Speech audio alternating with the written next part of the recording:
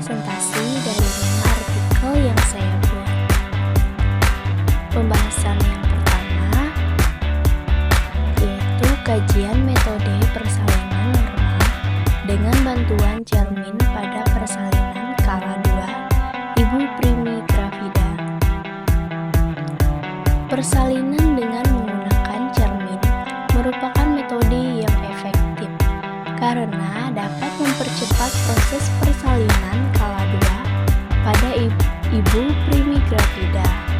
Dapat dilihat dengan waktu rata-rata yang diperlukan oleh ibu bersalin dengan menggunakan cermin pada saat skala 2 adalah 7-5 menit, dan yang tidak menggunakan cermin rata-rata waktu yang diperlukan adalah 16 atau 15 menit.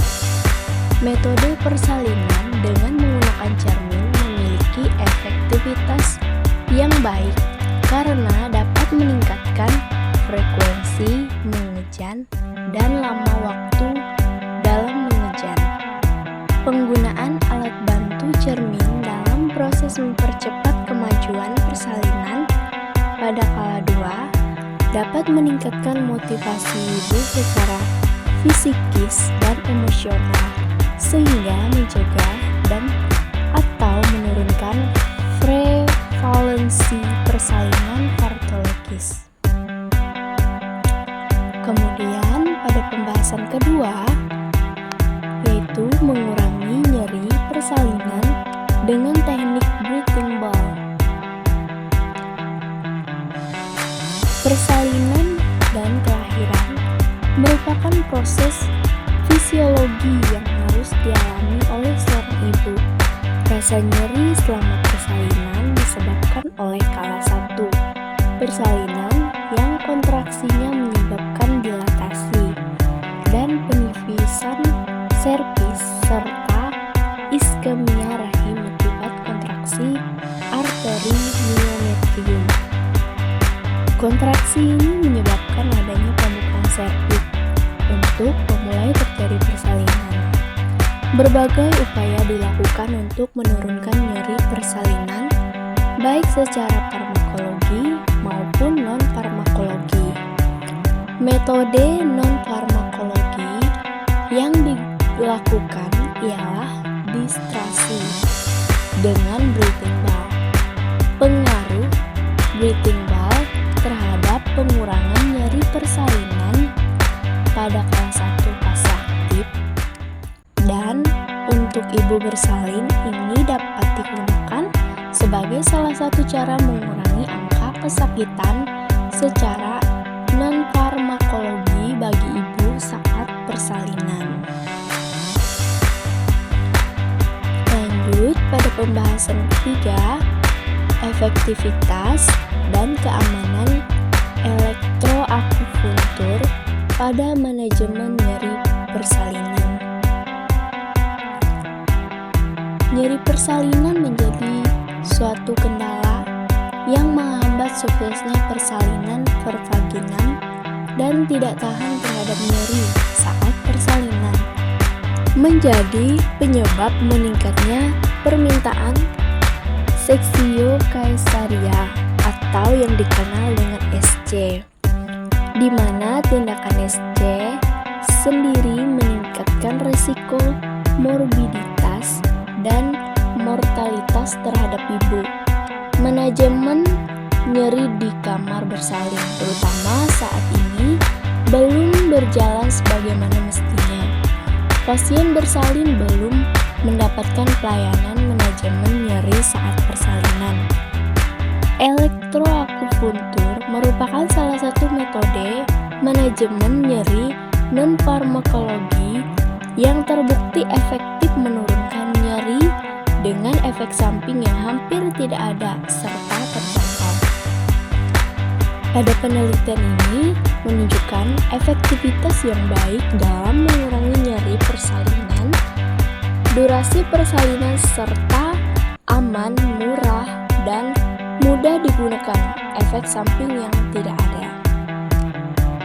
Kemudian lanjut pada pembahasan yang keempat, Hubungan antara varietas dan berat bayi baru lahir dengan kejadian ruptur perineum pada persalinan normal.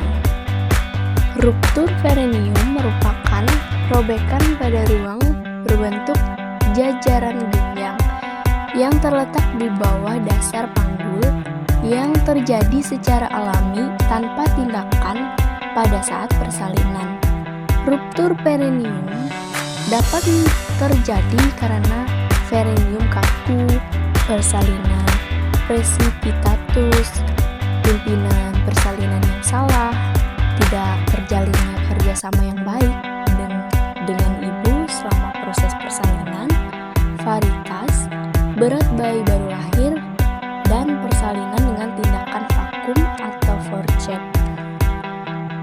Dapat disimpulkan juga bahwa ada hubungan varietas dengan kejadian ruptur perineum, sementara tidak ada hubungan berat bayi baru lahir dengan kejadian ruptur perineum.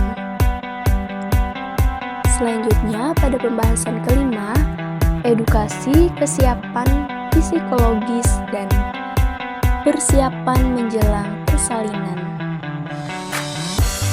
Proses persalinan pada dasarnya merupakan suatu hal fisiologis yang dialami oleh setiap ibu bersalin, sekaligus merupakan suatu hal yang menakjubkan bagi ibu dan keluarga. Namun, rasa khawatir, takut, maupun cemas akan muncul pada saat memasuki proses persalinan. Perasaan takut dapat meningkatkan respon fisiologis dan psikologis seperti nyeri otot-otot menjadi tegang dan ibu menjadi cepat lelah, yang pada akhirnya akan menghambat proses persalinan. Pentingnya kesiapan secara psikologis pada ibu hamil dan persiapan lainnya menjelang persalinan.